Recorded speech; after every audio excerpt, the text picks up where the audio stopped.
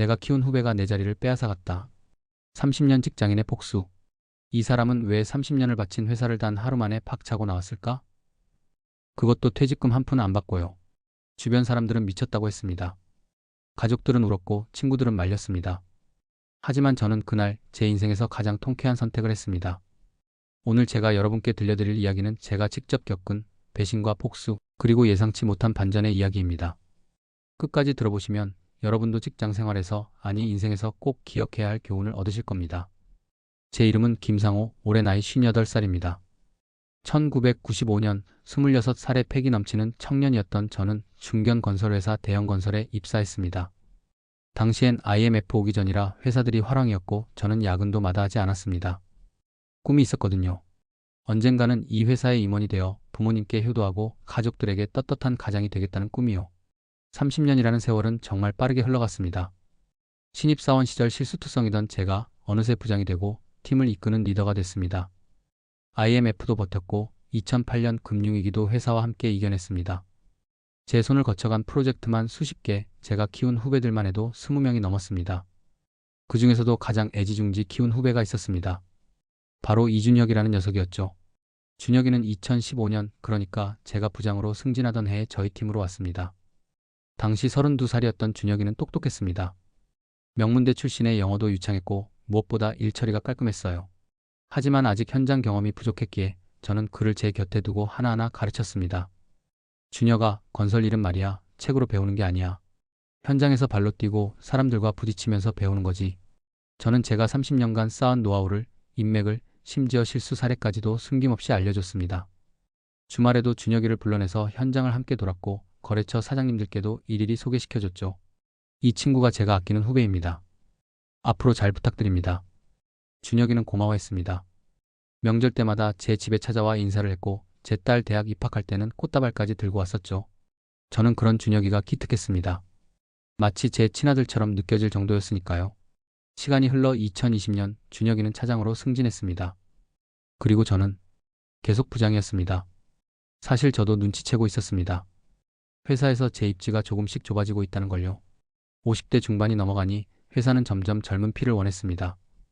효율을 따지고 비용을 계산했죠. 30년 근속자인 저의 연봉은 신입 서너 명을 쓸 수 있는 금액이었으니까요. 하지만 괜찮았습니다. 저는 제 역할이 있다고 믿었거든요. 상호 부장님만큼 현장을 잘 아는 사람이 어디 있겠어요? 준혁이도 늘 그렇게 말해줬고 저는 그 말을 믿었습니다. 2023년 초 회사에 대형 프로젝트 하나가 들어왔습니다. 부산에 복합 쇼핑몰을 짓는 건인데 규모가 어마어마했어요. 예산만 2천억 원이 넘었죠. 당연히 저는 이 프로젝트의 총책임자가 될 거라 생각했습니다. 제 경험과 능력이라면 충분히 해낼 수 있었으니까요. 그런데 본부장님이 저를 따로 부르더니 이렇게 말씀하시더군요. 상호부장, 이번 프로젝트는 이준혁 차장을 중심으로 진행하려고 해.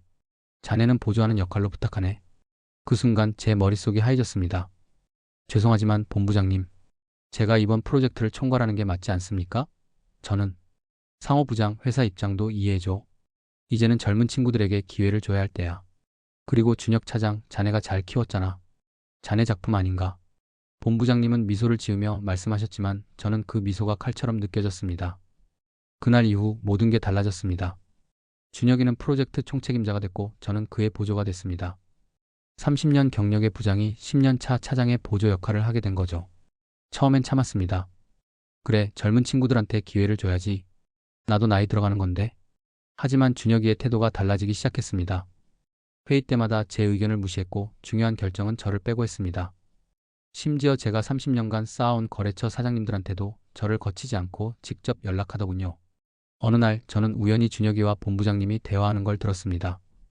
김상호 부장님, 솔직히 이제 현장 감각이 떨어지셨어요.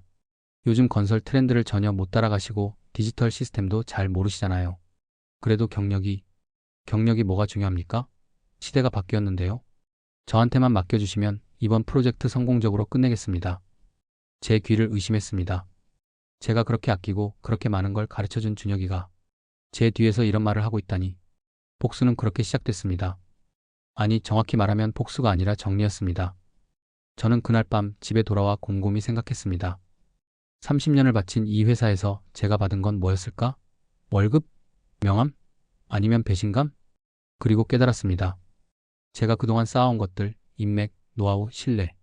그 모든 게 사실은 제 것이었다는 걸요. 회사의 것이 아니라 김상호라는 개인의 것이었다는 사실을요. 저는 조용히 움직이기 시작했습니다. 먼저 제가 30년간 관리해온 거래처 리스트를 정리했습니다. 건설 자재업체, 하청업체, 설계사무소. 수십 곳이 넘었죠. 그리고 그분들께 하나하나 전화를 걸었습니다. 사장님, 저 김상호입니다. 오랜만에 연락드렸네요. 다름이 아니라 저는 사실을 말씀드렸습니다. 제가 곧 회사를 떠날 거라는 것, 그리고 새로운 일을 시작할 거라는 것을요. 놀랍게도 대부분의 사장님들이 저를 응원해 주셨습니다. 김 부장님, 당신과 일하는 게 좋았지 대형 건설이 좋았던 건 아니에요. 새로 시작하시면 연락 주세요. 제가 힘 보태드리겠습니다. 한 분 한 분 통화할 때마다 제 가슴이 뜨거워졌습니다. 그리고 2023년 8월 15일 광복절, 저는 본부장님께 사표를 제출했습니다. 김 부장, 갑자기 왜 이러나? 퇴직금도 몇 개월 후면 훨씬 많이 받는데. 필요 없습니다. 지금 나가겠습니다. 본부장님은 당황했고 준혁이는 그제야 저를 찾아왔습니다. 부장님, 제가 잘못했습니다. 다시 한번 기회를. 준혁아, 난 자네가 성공하길 바라네. 진심으로.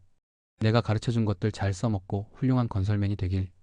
저는 담담하게 말하고 30년을 보낸 회사를 나왔습니다. 그날 제 핸드폰엔 문자가 쏟아졌습니다. 거래처 사장님들, 제가 가르쳤던 옛 후배들, 심지어 경쟁사 임원분들까지 모두가 저를 응원해 주셨습니다. 저는 퇴사 후 한 달 만에 상호건설 컨설팅이라는 1인 기업을 차렸습니다. 건설 프로젝트 컨설팅, 현장 관리 자문, 업체 중개. 제가 30년간 쌓은 모든 것을 쏟아부었죠. 처음엔 작은 프로젝트부터 시작했습니다. 제가 알던 소형 건설사의 단독주택 프로젝트, 리모델링, 공사 같은 것들이었죠. 하지만 제가 하나하나 정성을 다하자 입소문이 났습니다. 김상호 부장한테 맡기면 일이 확실하게 끝나더라. 30년 경력이 괜히 30년이 아니야. 6개월 후 저는 중형 프로젝트를 맡게 됐고 1년 후엔 대형 프로젝트까지 손을 뻗치게 됐습니다. 그리고 2024년 말 재미있는 일이 벌어졌습니다. 부산 복합 쇼핑몰 프로젝트, 준혁이가 총책임자로 맡았던 그 프로젝트가 완전히 꼬였다는 소식을 들었습니다. 하청 업체들이 줄줄이 계약을 파기했고 자재 공급이 원활하지 않아 공사가 중단됐다더군요. 예산은 초과되고 일정은 계속 밀렸습니다. 왜 그랬을까요? 준혁이는 지식은 있었지만 관계가 없었던 겁니다.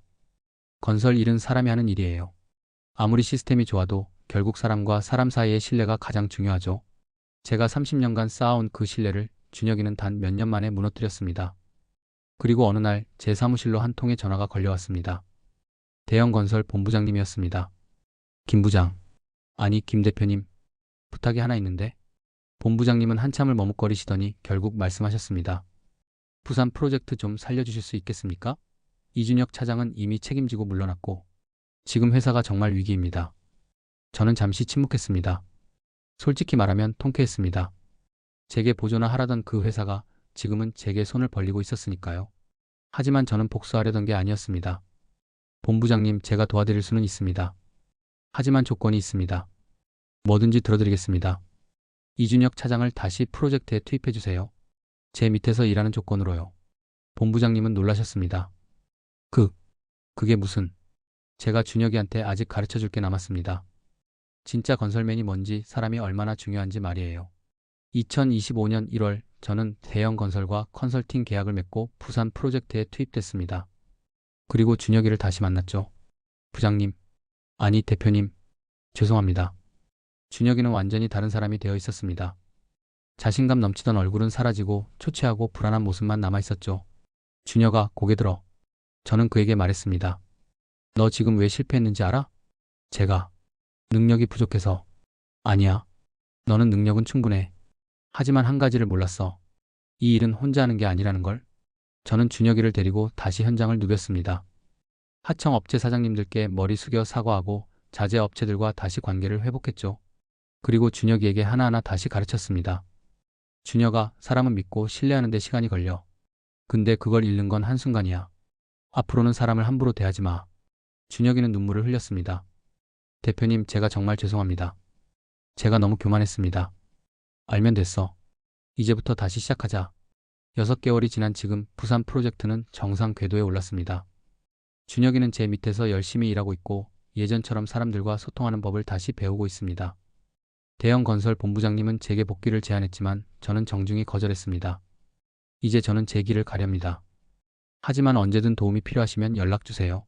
저는 지금 더 행복합니다. 회사에 얽매이지 않고 제가 하고 싶은 일을 하고 제가 가르치고 싶은 사람을 가르칩니다. 제 노하우를 필요로 하는 곳에 가서 일하고 정당한 대가를 받습니다. 무엇보다 제 가치를 다시 깨달았습니다. 30년이라는 시간이 헛되지 않았다는 것, 제가 쌓아온 것들이 진짜 자산이었다는 것을요. 얼마 전 준혁이가 제게 물었습니다.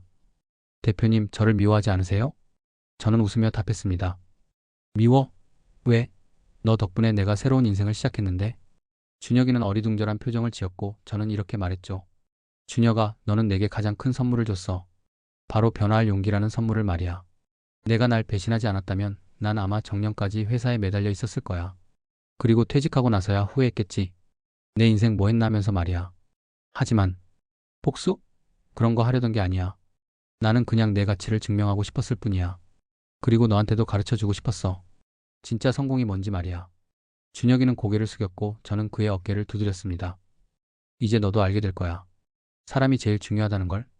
저는 지금도 현장을 뛰고 있습니다. 58살의 나이에 제2의 인생을 살고 있죠. 제 이야기가 여러분께 어떤 교훈이 됐으면 좋겠습니다. 첫째, 회사는 영원하지 않지만 여러분의 능력과 관계는 영원합니다. 둘째, 배신은 때로 새로운 시작의 기회가 될 수 있습니다.